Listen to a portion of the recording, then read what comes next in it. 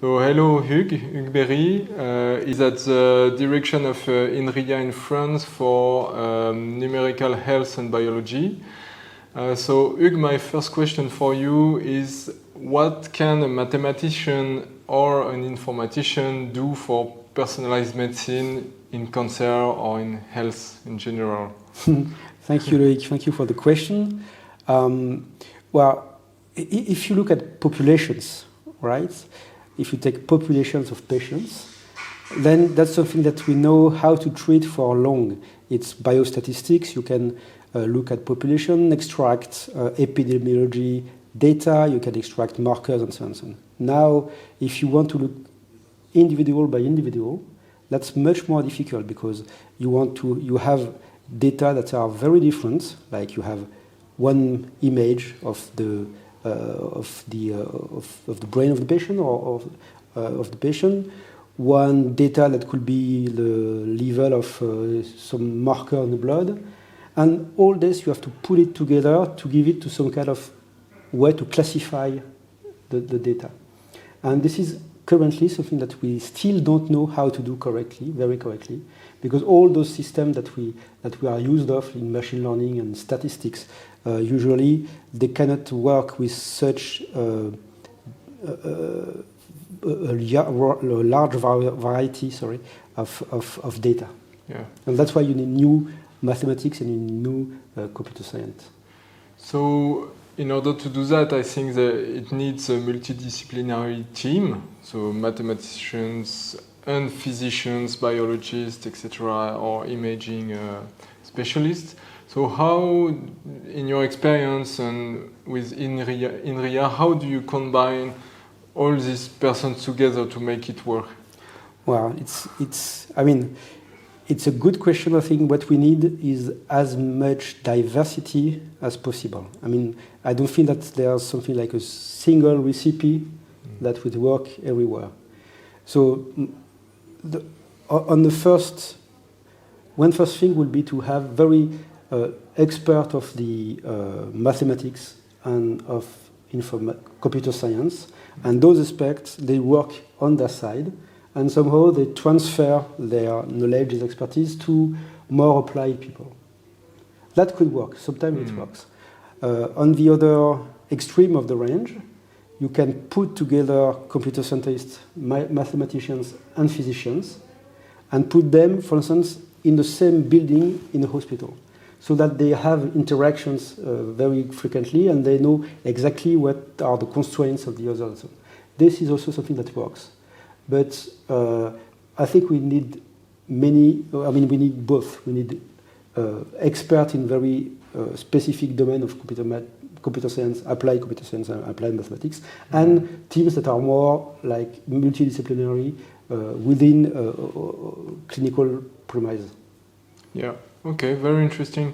So at first, I think everything starts with an idea of an application for health or for oncology. Could you describe to us what are the next steps to make the idea a product that can be applied to a need in health, and how do you validate it and go to make it a product that is usable? Yeah, that's a very important question, and well, the first thing that I will say that at the end of the day, what you will get is a medical device, so a digital medical device, but still, it's a medical device. So it's something that is very important in terms of power and impact, and you have to be sure that it works and it does what it is supposed to do. But if you want to do that, you have to be completely sure of the code that you put in, of the computer code that you have done, and it's not something that you start. That's something that you must start from scratch, really. That's on the first moments of the programming, when you start with maybe an intern or a master student, you must be sure that the code that is written from scratch will be high quality code. And that's in fact a culture. You have to have the culture of this kind of coding in your team from scratch. And after that, it's much easier to have something that is more solid at the end. But then you also need a methodology validate and to test your end product.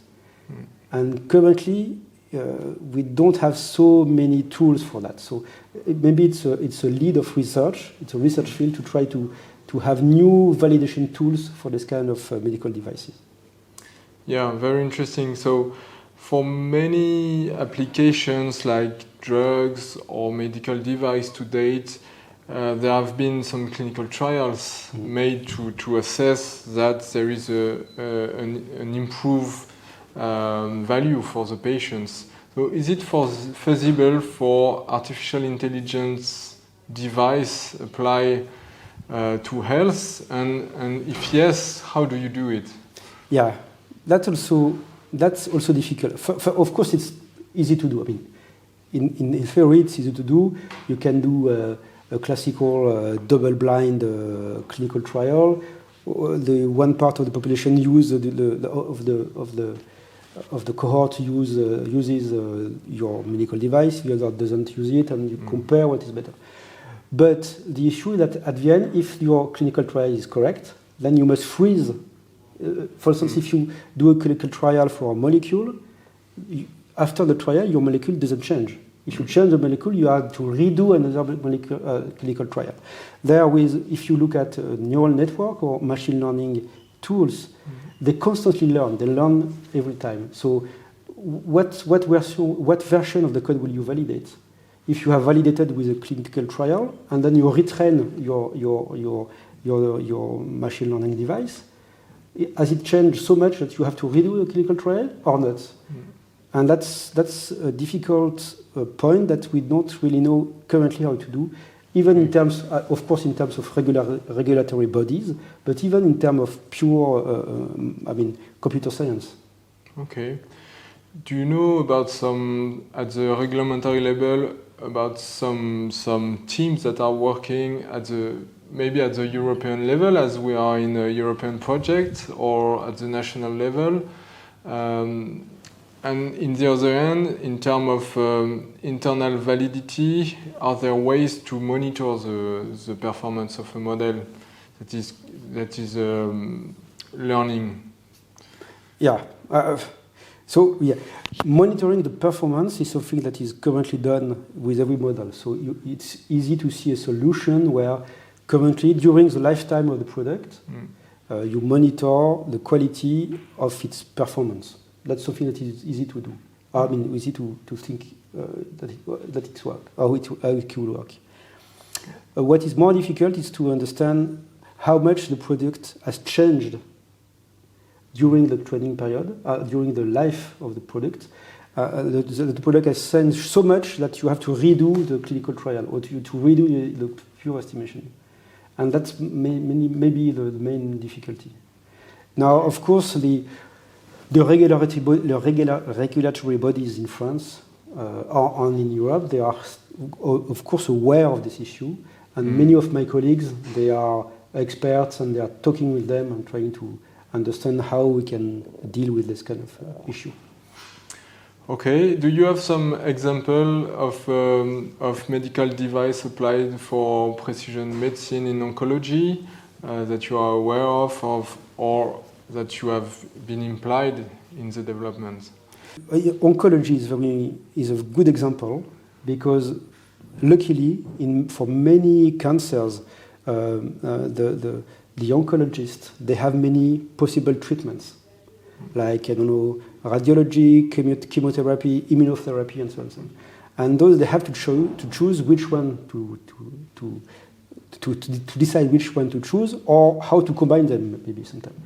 And so how to decide which one to use. For instance, we know for many cancers, immunotherapy doesn't work for all patients. For some patients, it works. For others, it does not work.